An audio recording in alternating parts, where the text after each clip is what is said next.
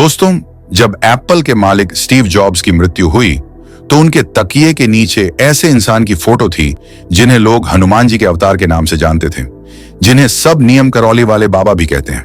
यहां तक कि फेसबुक कंपनी के मालिक मार्क जुकरबर्ग और बहुत से फेमस सेलिब्रिटी बाबा के पास आते थे और चरण स्पर्श करके आशीर्वाद प्राप्त करते थे। ये इतने ज्यादा चमत्कारी बाबा थे कि इन्होंने पानी को घी में बदल दिया था। और एक बार बाबा जी ने एक रात एक बार में 1000 गोली खाई थी, पर वो इनका कुछ भी नहीं बिगाड़ सकी। यह वो बाबा थे जिन्हें एक बार ट्रेन से उतार देने पर ट्रेन आगे ही नहीं बढ़ पाई। जब बाबा को दोबारा ट्रेन में बैठाया तभी चल पाई।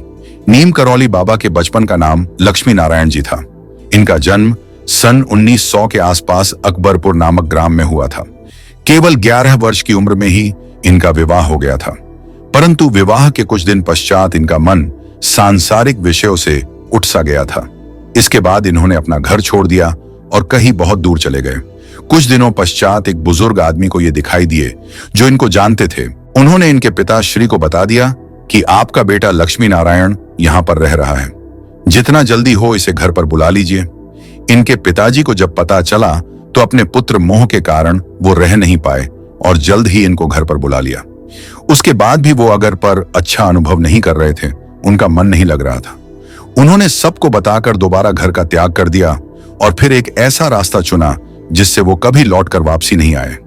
बाबा जी ने अपने जीवन में बहुत सारे मंदिरों का निर्माण कराया, जिनमें एक एक मंदिर कैंची धाम का निर्माण भी कराया जो कि नैनीताल में है, और इतना ज्यादा चमत्कारी बजरंग बली का मंदिर है कि जिसकी ख्याति चरों और फैली हुई है। जब स्टीव जॉब्स बेरोजगार थे और इनके पास कुछ नहीं था, इनको यह समझ में नहीं आ रहा था कि अब क्या करना चाहिए। तब वो कैंची धाम मंदिर में भारत आए।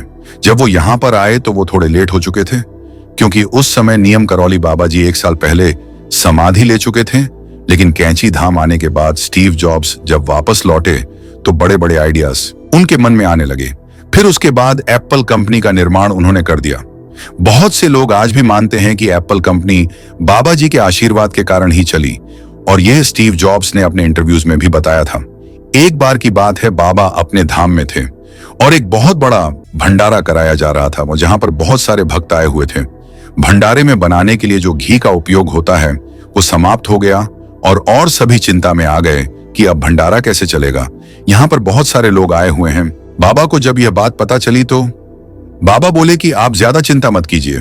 बाबा ने एक आदमी को अपने पास बुलाया और कहा कि जाओ, कुछ व्यक्तियों को साथ लेकर नीचे जो शिप्रा नदी बह रही है वहां से डब्बों से भरकर जल ले आओ। सभी चीजों का प्रबंध हो जाएगा, चिंता मत करो और राम नाम का जप करते रहो। बाबा भी स्वयं हर समय राम नाम जपते रहते थे। सभी लोग डब्बे लेकर नीचे गए और नदी से भरकर जल ले आए। जब पानी के डब्बों को बाबा के सामने खोला गया तो वह घी में बदल गए थे। लोग अचंभित होकर श्री राम जय हनुमान और बाबा की जय बोलने लगे। इसी प्रकार एक दूसरी अविस्मरणीय घटना में एक दंपति का बेटा द्वितीय विश्व युद्ध में ब्रिटिश सेना का साथ दे रहा था। यह उनका सैनिक था और भूटान में तैनात था। भयंकर युद्ध चल रहा था। काफी समय बीत गया, बेटा वापस नहीं आ रहा था और दंपत्ति बड़े ही ज्यादा दुखी थे। एक बार बाबा जब उनके घर पर आए, सभी लोग आश्चर्यचकित होकर देखने लगे कि अरे अचानक बाबा जी का आना कैसे हुआ। बाबा बोले, कुछ नहीं, तुम्हारी याद आ रही थी इसलिए आया हूं। कुछ खाना दे दो, थोड़ी भूख लगी है।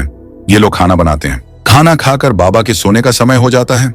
बाबा बोलते हैं, आज मैं तुम्हारे ही घर पर सोऊंगा। उन लोगों ने बाबा को एक छोटा सा कंबल दिया।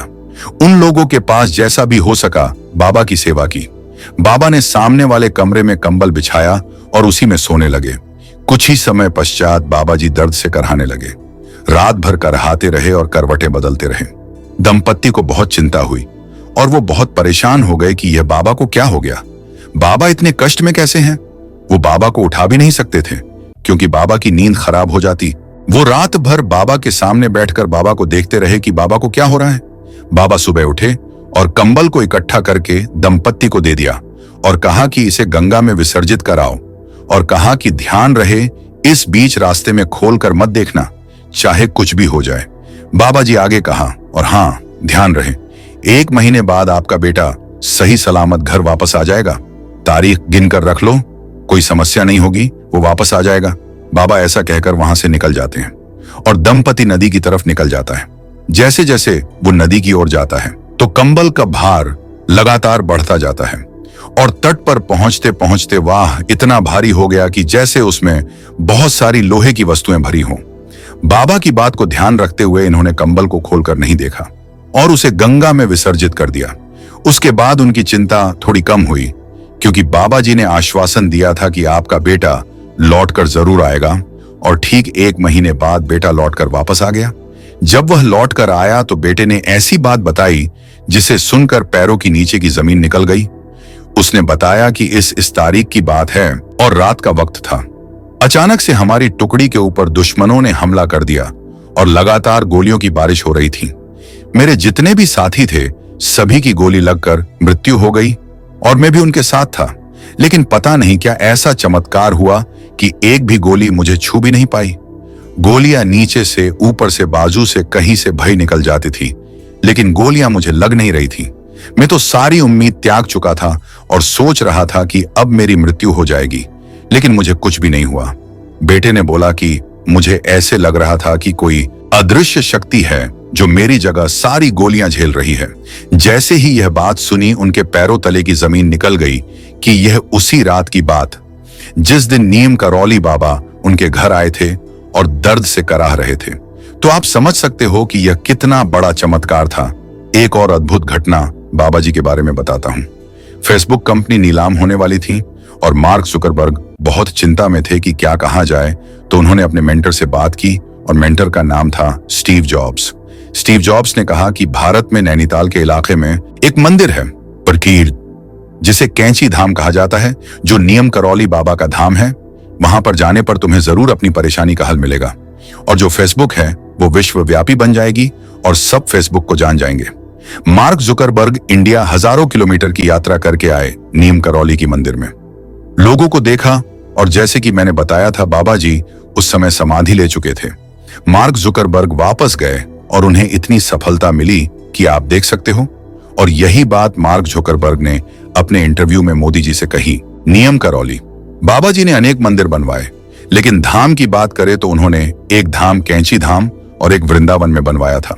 जब उनके देह त्याग का समय आया तो वह वृंदावन चले गए और वहीं अपना शरीर त्याग दिया और उसके बाद उनकी ख्याति सभी जगह फैल गई। वो हर समय राम नाम का जाप किया करते थे। कुछ लोगों ने तो बाबा का फोटो देखकर ही हिंदू धर्म अपना लिया था। अगर अवसर मिले तो एक बार कैंची धाम अवश्य जाए और बाबा जी की कृपा प्राप्त करें। आज बस इतना ही। आप सभी को राम राम, जय श्री राम।